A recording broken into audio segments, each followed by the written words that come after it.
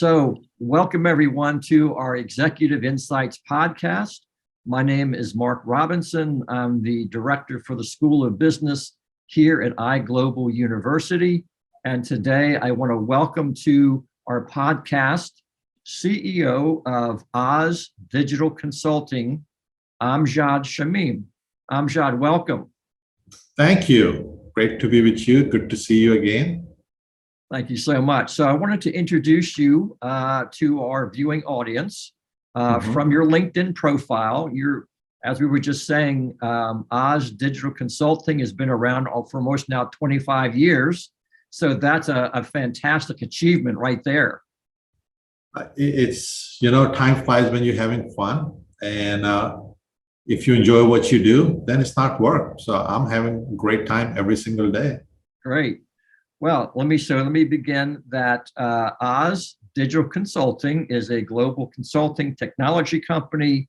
Amjad and his staff help clients in the property casualty, insurance industries, healthcare, hospitality industries, increase customer engagement and experience, and operational excellence by leveraging intelligent automation and other digital technologies.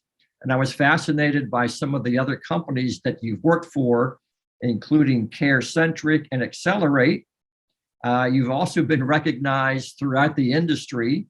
I like some of these awards you've received for your leadership at Oz, being named the Broward County Ultimate CEO by the South Broward Business Journal, CEO of the Year by Tech America, and the Crystal Award recipient for promoting diversity. So, those are some awesome achievements. I think I would call them team achievements. I always look at it, we work as a team, and the team deserves it. And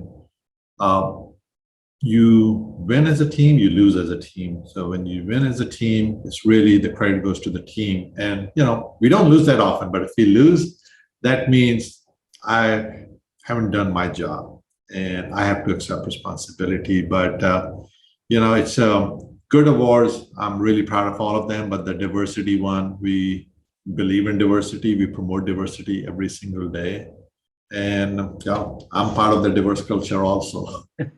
So tell me, what was the main reason, or if you will, the catalyst for starting Oz? That's a great question. So, if I go back and think about it, and my wife thought I was crazy at that time because I had this really nice job. I was an executive with CareCentric, had doing really well. And my brother was working for Accenture now at that time. And this is during good old .com days. Some of your students may not remember, but what happened was that the small and mid-sized companies, we saw an opportunity that they were being ignored because of the .com boom. Those industries and those companies, no one was paying attention to them. So we made sure that we can go out there and assist them. So that's what really started, that who's helping these clients? Who's helping these small companies? And that started it. And, I always wanted to be an entrepreneur. We tried different things before on the side when we were working, I had a full-time job. But at that time, and why my wife said it was crazy, that I was crazy. Well, she still thinks I'm crazy, but it's, he wasn't working. We had 2 young kids. I had this really nice job. And she said, what? You're going to leave your job and start a company? Are you nuts? Like, I got to do it. It's the time, it was my calling. Well, I'm glad you found it. I'm sure your customers are thankful for that as well. So I'm always fascinated by talking with folks who have, come from another country to the U.S. I'm always fascinated by how they did it. Did you have a coach or a mentor to help you along the way? Did you, learn the old by trial and error? How did you, other than the old joke, how did you find America, right? You turn left in Greenland, and there's the United States and North America. But talk to us a little bit about your background and how you ended up here in the U.S.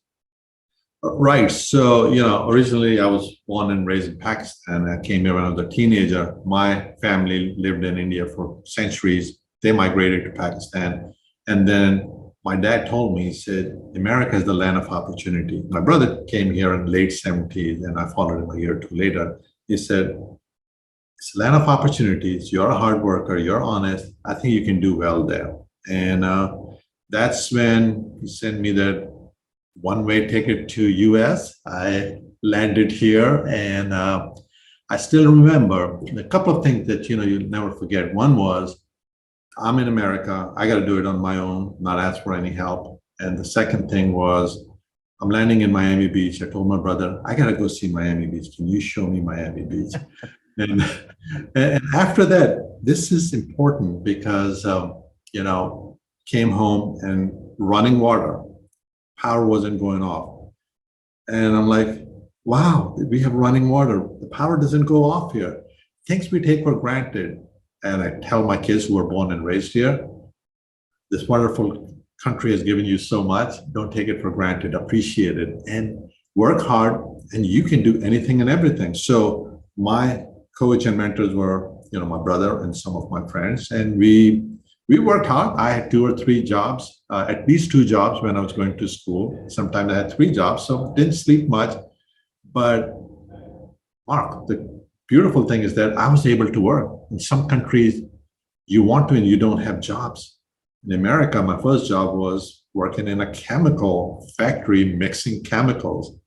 And my wife again says I'm crazy because I was doing that without wearing a mask. But it's the opportunities this wonderful country presents you. So you asked me a question, I ended up someplace else, but point is, there were good friends, good teachers who influenced me and helped me along.